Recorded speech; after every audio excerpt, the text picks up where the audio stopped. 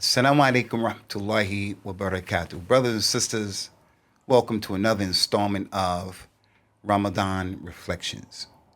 When it's time to break our fast, the Prophet taught us a sunnah sallallahu alayhi wasallam, a dua, ذهب الظمأ وابتلت العروق وثبت الأجر inshallah. The thirst has subsided and the veins have opened up and they've expanded, and the reward has been established. I want to focus on this part of the hadith that says the veins have expanded. The Prophet said about the shaitan sallallahu alaihi wasallam, the shaitan yajri fi bani Adam majra dam. A shaitan circulates in the sons and daughters of Adam the way his blood circulates throughout his body. A shaitan is closely connected to all of us. So in the month of Ramadan, the veins, they constrict and they become smaller, and we get more control over ourselves and more control by default over the shaitan. When that happens, a lot of psychological things are going on. So you'll find many times there are some people who are fasting, they become angry. They're not always feeling in tip-top shape.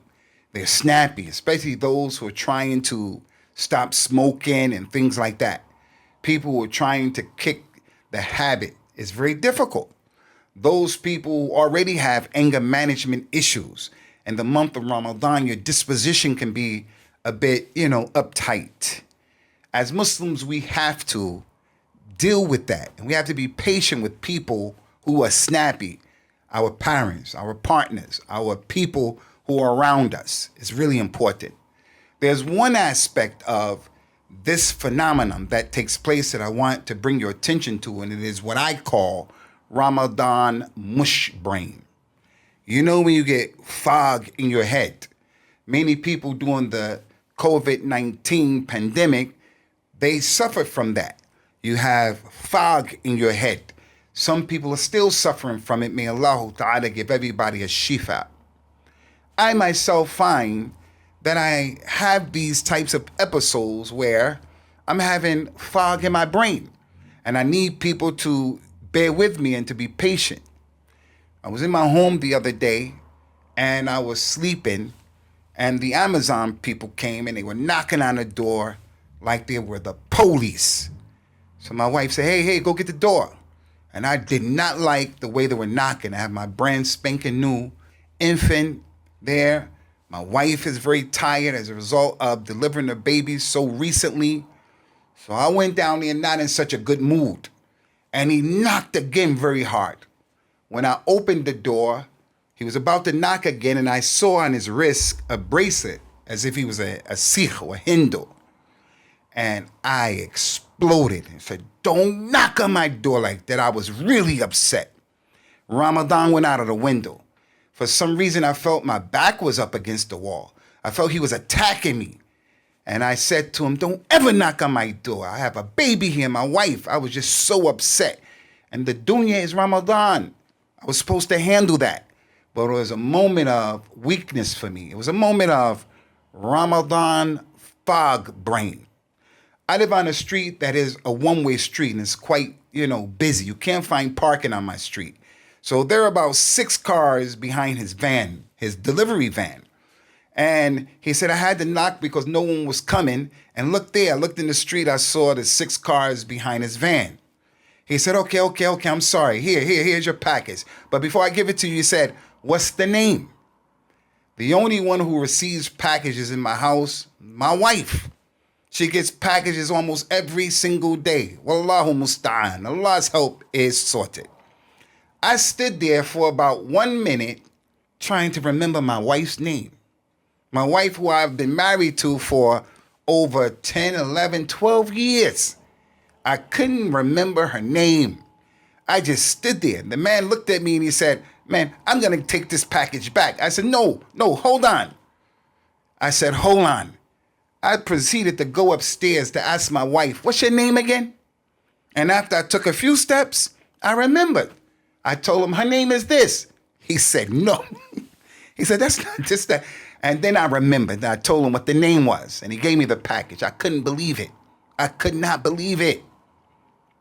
And then today, my son, 13 years old, his job is to take the garbage out of the kitchen and to put it in the bin. And then on the day that the garbage man comes to pick up the bins, he has to put the garbage for the household outside or the garbage for the recycled products. It's his responsibility. It's not a big job. Not a big job. So I heard the truck coming and he didn't take the garbage out. He was asleep. I went in there and I said, go take the garbage out. He went and he put the bins out, but he put the wrong bins out. Instead of putting the recycled bins out, he put the household products out. So they left it.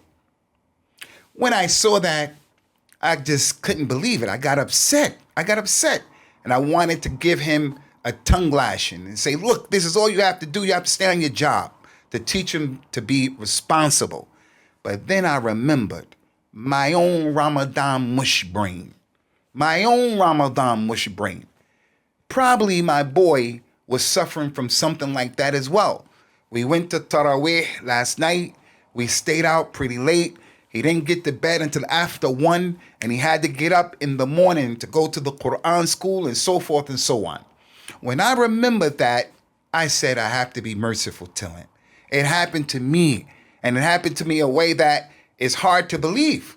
So, with that being the reality of the situation, I said, I have to have sympathy. I have to have empathy. I have to have understanding for my family and for the people who are around me. My wife delivered the baby recently, alhamdulillah. And many of us think delivering a baby is just about the baby being delivered. No, the jihad continues for the woman. She has to deal with the sleep pattern of the baby or the lack of sleep pattern for the baby. She has to deal with the suckling of the baby. And women many times also deal with baby brain. They leave the key in the door of the car. They leave the house key in the door of the house because they're very forgetful, many of them.